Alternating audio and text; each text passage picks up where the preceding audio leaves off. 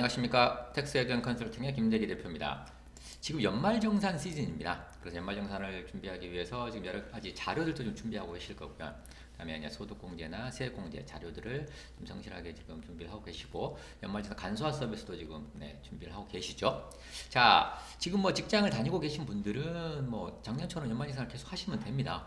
그런데 작년에 이제 회사를 그만둔 후에 이 재취업을 안 한 분들이 있을 수 있겠죠. 이런 분들은 지금 현재 회사가 없단 말이에요. 내가 다니는 회사가. 그렇다면은 연말정산을 뭐 할 수가 없지 않겠습니까? 그래서 어떻게 해야 되는 것인지 라는 것도 좀 약간 우리가 볼 필요가 있겠고요.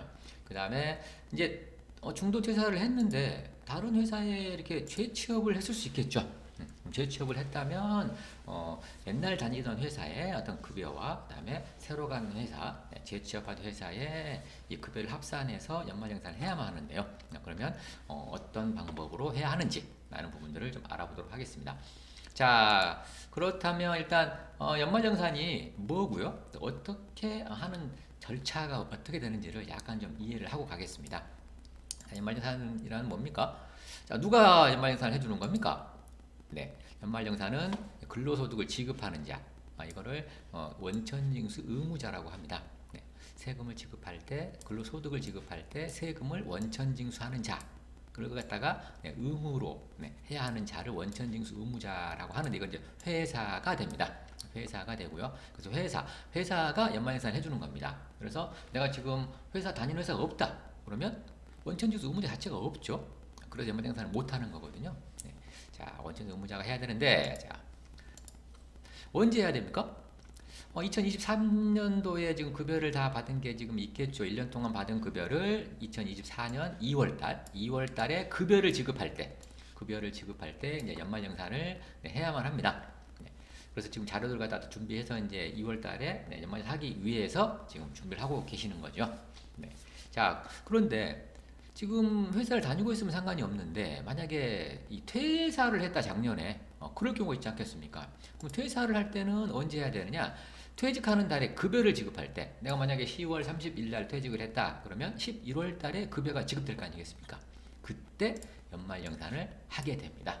연말정산은 원래 2월 달에 하는 거 아니냐?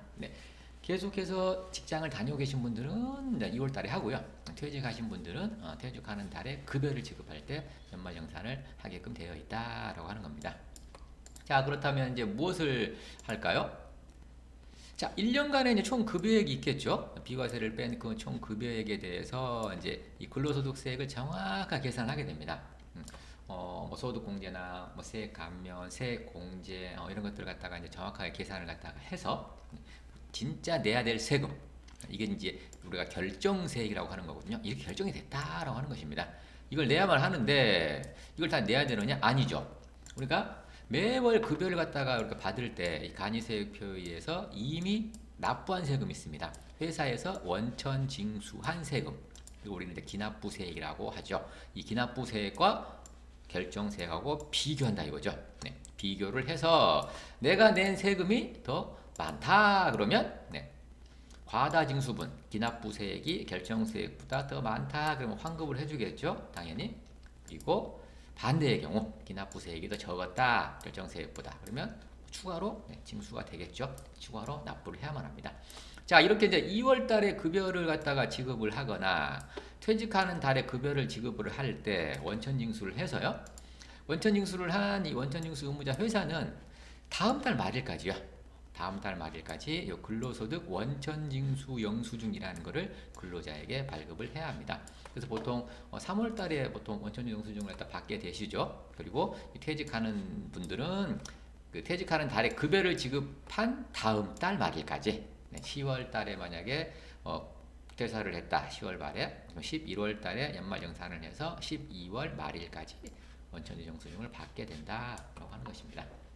자, 그렇다면 연말정산은 이거 뭐 다 알고 계시죠? 비과세 소득을 빼면은 뭐 이렇게 총 급여액이 나오고요. 아까 우리가 총 급여액에 대해서 지금 정확하게 세금을 계산해 보자고 했죠. 비과세는 세금이 없으니까요. 총 급여액에서 이제 근로소득 공제라든가 그다음에 소득 공제라는 걸 해주게 됩니다. 그래서 이 과세 표준이 나오면 여기서 이제 산출세액을 곱하죠. 산출세액을 곱한 다음에 이제 세액 감면이나 또 세액 공제를 해주게 됩니다. 그러면 이제 정확히 결정세액이 나옵니다. 네. 여기서 이제 이 과정을 거쳐서 나오는 이 결정세액과 기납부세액을 아까 비교하자고 했지 않습니까? 비교해서 환급을 받거나 아니면 더 징수를 당하거나 나은 절차를 밟게 된다라고 하는 것이죠. 그렇다면 이제 뭐 중도 취업을 했거나 중도 퇴사 뭐 했을 경우에 이것도 같이 알아보도록 하겠습니다. 중도 취업을 했다. 작년에 뭐 취업을 했다거나 아니면은 뭐 옛날에 취업을 해서 기업 다니고 있다거나 그러면 뭐 아까 그처럼 연말정산을 하시면 됩니다. 아까 우리가 위에 살펴봤던 것처럼 연말정산을 하면 되고요.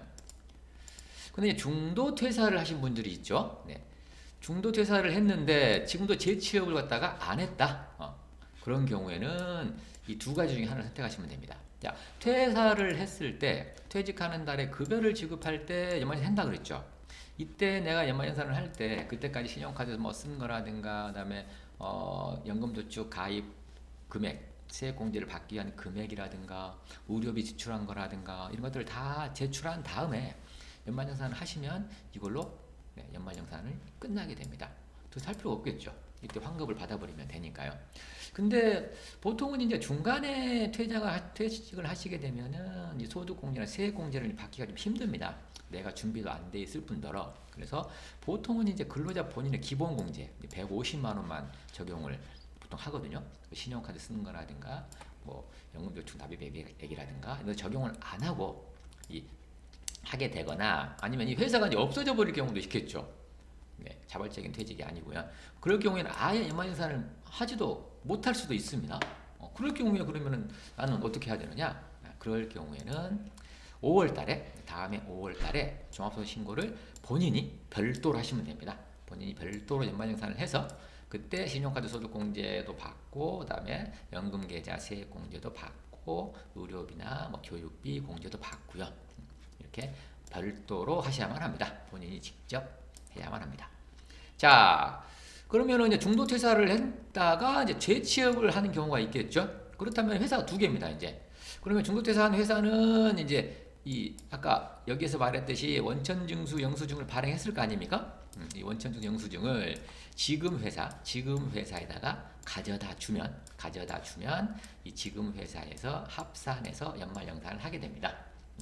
그리고 만약에 재취업을 했는데 이전 회사에서 뭐 연말정산을 안 했거나 뭐 폐업을 해서 내가 못 받았다. 그러면 지금 현재 회사에서만 연말정산을 일단 하시고 이 연말정산 한 것과 이 전 근무지에서 내가 받은 금액을 다음에 5월달에 종합소득세 신고를 갖다가 하면서 이 연말정산을 다시 할 수가 있습니다.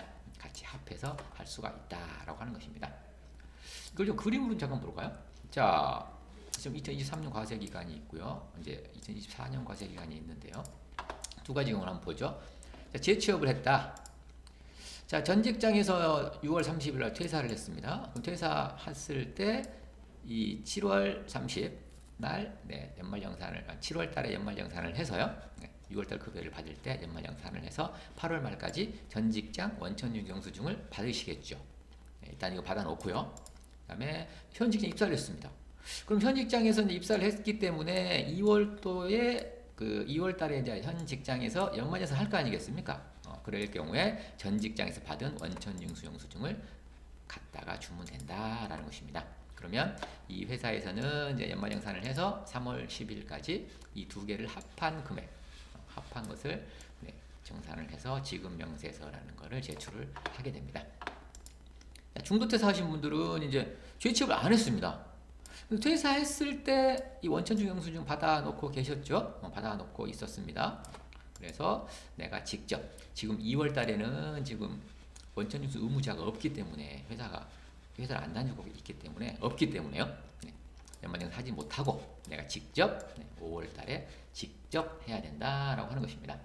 자, 오늘은 이제 뭐 중간에 퇴사를 해서 재취업을 못한 경우, 그다음에 뭐 중간에 퇴사를 했으나 재취업을 해서 회사를 다니고 있을 경우에 어떻게 연말정산을 해야 되는지 살펴봤습니다. 자, 다음에 더 좋은 콘텐츠로 찾아오도록 하겠습니다. 감사합니다.